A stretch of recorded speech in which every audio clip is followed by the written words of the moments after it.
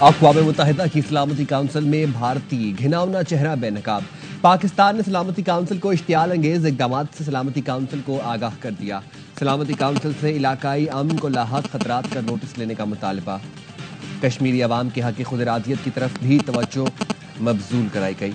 मुस्तकिल मंदूब आसिम इफ्तिखार ने सिंध तास माहिदे की मौतली के भारतीय यकतरफा इक़दाम से भी अरकान को आगाह किया।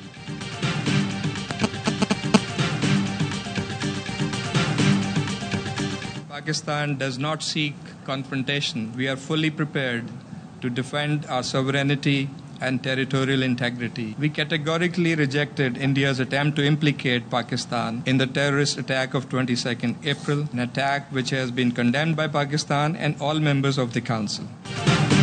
पाकिस्तान अपनी खुद मुख्तारी और इलाकाई सालमियत के दिफा के लिए मुकम्मल तैयार है। बारहा कह चुके हैं, पहलगाम वाक़े से कोई ताल्लुक नहीं। भारत डिसइंफॉर्मेशन मुहिम के जरिए इल्ज़ाम तराशियां कर रहा है। पाकिस्तान शफाफ, आज़ादाना और बैनुल अक़वामी तहकीकात में ताउन के लिए तैयार है। मसला कश्मीर 70 साल से ज़ायद अरसे से हल तलब है। खित्ते में पायदार अमन के लिए कश्मीर से मुताल्लिक़ करारदादों पर अमल कराएं। मुस्तकिल मंदूब आसिम इफ्तिखार की सलामती काउंसिल के हंगामी इजलास के बाद मीडिया ब्रीफिंग।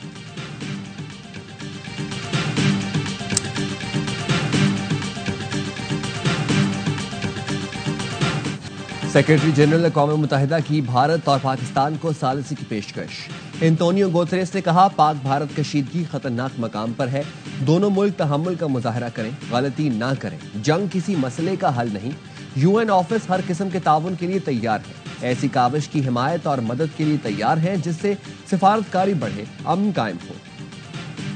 वज़ीर आज़म शहबाज शरीफ और यूएन सेक्रेटरी जनरल में टेलीफोनिक राबता। वज़ीर आज़म ने कशीदगी में कमी के लिए एंटोनियो गुतेरेस की कोशिशों को सराहा। पहलगाम वाक़े की आज़ादाना गैर जानिबदाराना तहकीकात की भी पेशकश की। वज़ीर आज़म ने पाकिस्तान के मौशी मफादात को नुकसान पहुँचाने की भारतीय कोशिशों पर तशवीश का इज़हार किया।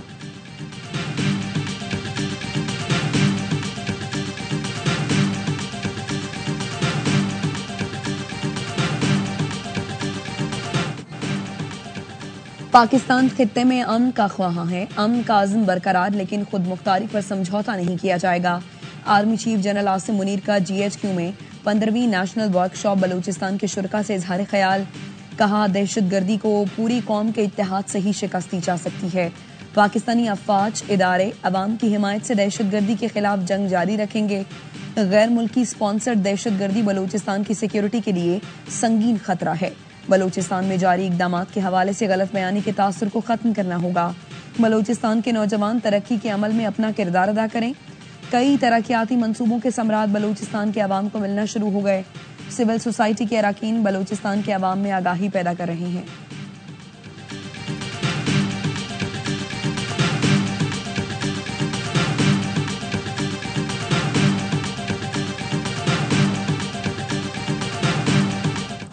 खित्ते में अमन के लिए ईरान पाकिस्तान के साथ। ईरानी वज़ीर ख़ारजा की पाकिस्तान की सियासी और अस्करी क़यादत से मुलाकातें।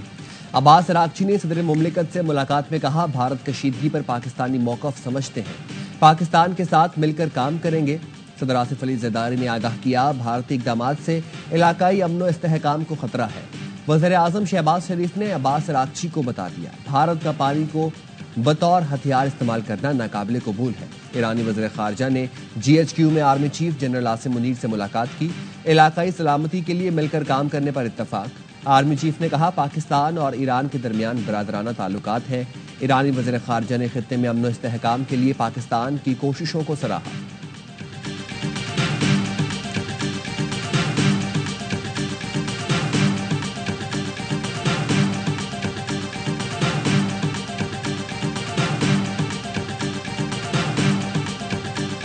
स्ट्रक्चर्स अगर उसने बनाने शुरू किए तो वो एक्ट ऑफ वार समझा जाएगा और उन स्ट्रक्चर्स को नहीं बनने दिया जाएगा। ये पानी का मसला नहीं है, ये हमारी जिंदगी का मसला है। भारत को पानी रोकने के नए स्ट्रक्चर नहीं बनने देंगे। पानी हमारी लाइफ लाइन है, भारत के रुकेगा तो जवाब देंगे। वज़ीर आज़म के मुशीर राना सनाउल्लाह कहते हैं, मौलाना फजल रहमान ने आज तहफ़्फ़ुज़ात का इज़हार किया, वज़ीर आज़म उसको देखेंगे। हमने कब कहा था कि ब्रीफिंग में सिर्फ सीनियर लोग जाएंगे, जूनियर नहीं। सिविलियन का मिलिट्री ट्रायल हो सकता है, 30 दिन में फैसले भी हो जाएंगे। साबिक वज़ीर आज़म किसी घर को आग लगवा दे तो क्या उस पर केस नहीं चलेगा?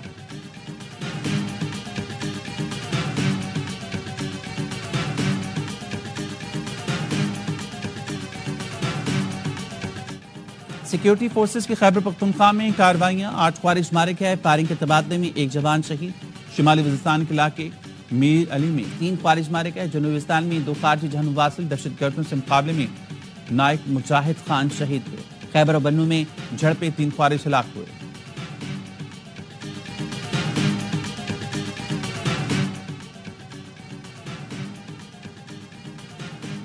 برطانوی ہائی کمشنر جان میریٹ کی وزیراعظم شہباز شریف سے ملاقات، کہا برطانیہ علاقائی امن و سلامتی کے لیے پاکستان اور بھارت سے مل کر کام کرے گا۔ وزیراعظم نے برطانیہ کو غیر جانبدار تحقیقات میں شمولیت کی دعوت دی، کہا برطانیہ خطے میں کشیدہ صورتحال بہتر بنانے میں اپنا کردار ادا کرے۔ ترکیہ اور عمان کے سفیروں کی سربراہ پاک بحریہ ایڈمرل نوید اشرف سے ملاقات، نیول چیف نے خطے میں امن کے لیے پاک بحریہ کے اقدامات پر روشنی ڈالی۔ دونوں سفیروں نے خطے میں بحری سیکیورٹی اور استحکام کے لیے پاک بحریہ کی کاوشوں کو سراہا۔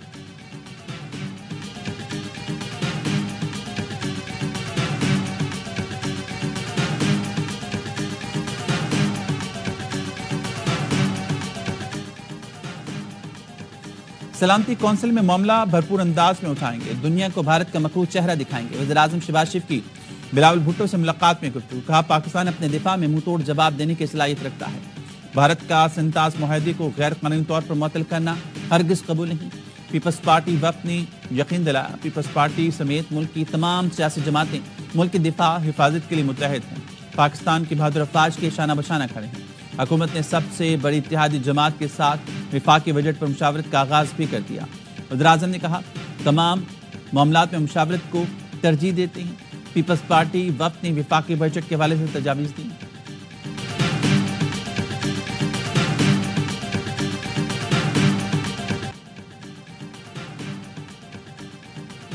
امریکی اخبار نے army chief general Syed Asim Munir کو مرد آہن قرار دے دیا۔ پاک بھارت کشیدگی کے تناظر میں امریکی اخبار نے آرمی چیف کے قائدانہ کردار کی اہمیت کو تسلیم کیا۔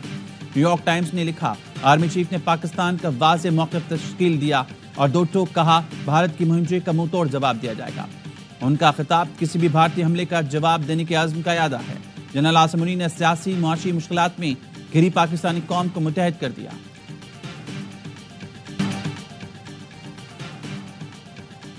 پاکستان کا فتح میزائل کا کامیاب تجربہ، جدید نیویگیشن سسٹم سے لیس میزائل زمین سے زمین پر ہدف کو 120 کلومیٹر دور تک کامیابی سے نشانہ بنا سکتا ہے۔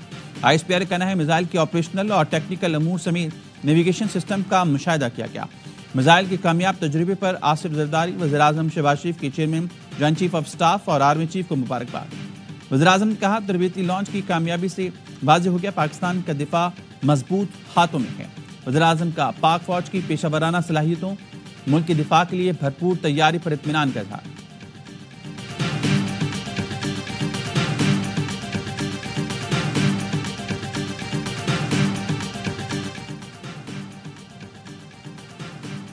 بھارت کی جاسوسی کی ایک اور کوشش ناکام، پاک بحریہ نے اتوار اور پیر کے درمیانی شب بھارتی طیارے PHI کا سراغ لگایا اور نگرانی میں رکھا۔ بھارت نے 29 اور 30 اپریل کی درمیانی رات لائن آف کنٹرول پر بھی جاسوسی کی کوشش کی تھی۔ پاک فضائیہ کے بروقت ایکشن پر بھارتی طیارے بھاگ گئے تھے۔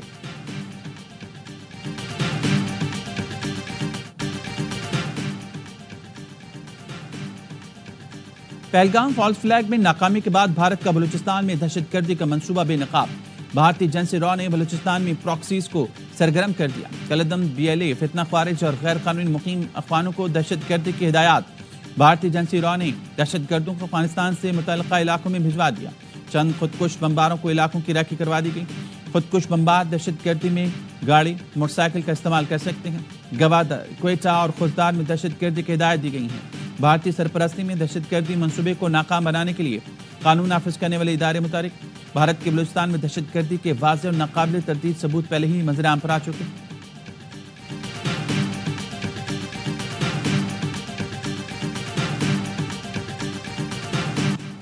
FPCCI اور کراچی چیمبر نے شرح سود میں 21 پوائنٹ کمی کو مایوس کن قرار دے دیا۔ FPCCI کے صدر عاطف اکرام شیخ نے کہا کہ بزنس کمیونٹی کو شرح سود میں 5 پوائنٹس کمی کی امید تھی۔ کنزیومر پرائس انڈیکس کے مقابلے میں پالیسی ریٹ میں معمولی کمی ناکافی ہے۔ حکومت کے اپنی اعداد و شمار کے مطابق اپریل میں مہنگائی کی شرح کم رہی۔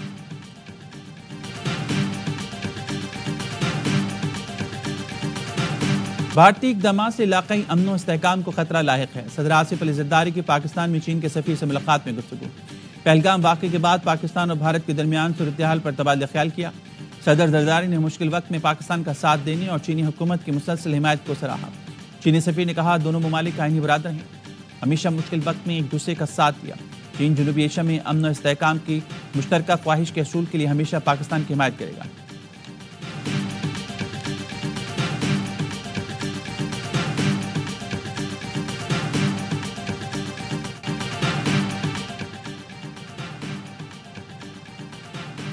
وفاقی وزیر اطلاعات عطا طارق کا بین الاقوامی اور مقامی میڈیا کے ہمراہ لائن آف کنٹرول کا دورہ۔ بھارتی پروپیگنڈے کو بے نقاب کرنے کے لیے زمینی حقائق میڈیا کے سامنے پیش کر دیے۔ میڈیا سے گفتگو میں کہا دہشت گردوں کے مبینہ کیمپس کا بھارت کا الزام جھوٹا، بے بنیاد اور من گھڑت ہے۔ آزاد کشمیر میں زمینی حقائق سامنے ہیں، ابھی میڈیا نے بھارتی پروپیگنڈے کو مسترد کر دیا۔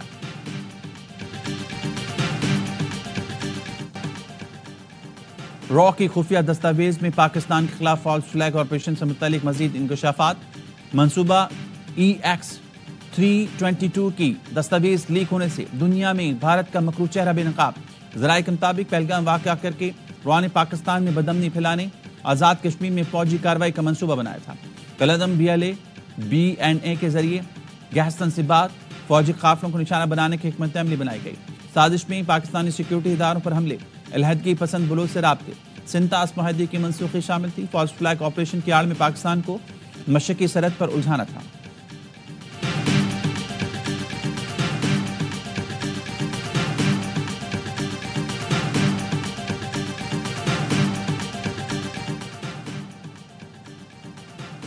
بھارت میں سینسرشپ کی لہر، میڈیا آزاد نہیں رہا، مودی دور میں صحافیوں پر دباؤ اور سینسرشپ میں خطرناک اضافہ، اختلاف رائے دبانے کے لیے دہشت گردی کے قوانین کا استعمال، درجنوں صحافی گرفتار، مودی دور میں 36 صحافی قید ہوئے، 15 پر دہشت گردی کے مقدمات درج۔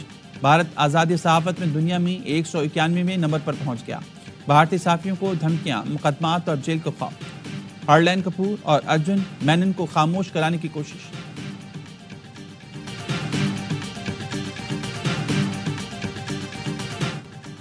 بھارت میں اپوزیشن جماعتیں اور عوام سرکار کے خلاف ہم آواز۔ ریاست مغربی بنگال کے وزیر اعلیٰ نے مودی کو اداکار قرار دے دیا۔ ممتا بنرجی نے الزام لگایا مودی فرقہ وارانہ تشدد پھیلا رہی ہیں۔ بھارتی عوام کو بھی مودی کی چال بازی سمجھ میں آنے لگی۔ لوگوں نے سوال اٹھایا حملہ آور آئے کیسے اور فرار کیسے ہو گئے؟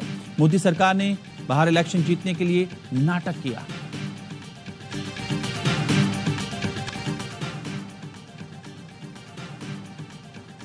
سندھ میں سینٹ کی خالی نشست پر انتخاب آج ہوگا۔ سندھ اسمبلی کے ایوان کو پولنگ سٹیشن قرار دے دیا گیا۔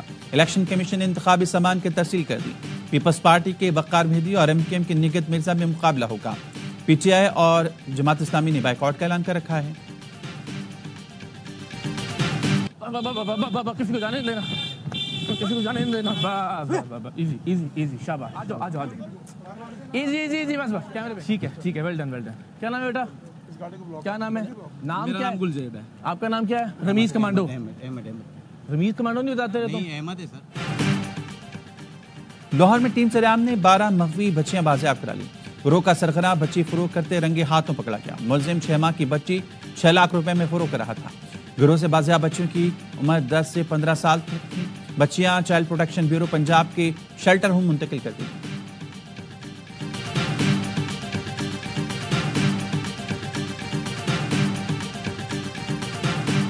اور نوش کی ٹینکر دھماکے کا ایک اور زخمی چل بسا، جاں بحق افراد کی تعداد 20 ہو گئی۔ کراچی کے نجی اسپتال میں زیر علاج شوکت جان کی پرواہ کیے بغیر جلتا ٹینکر آبادی سے دور لے گیا تھا اور ٹینکر پھٹنے سے 36 سے زائد افراد زخمی ہوئے تھے۔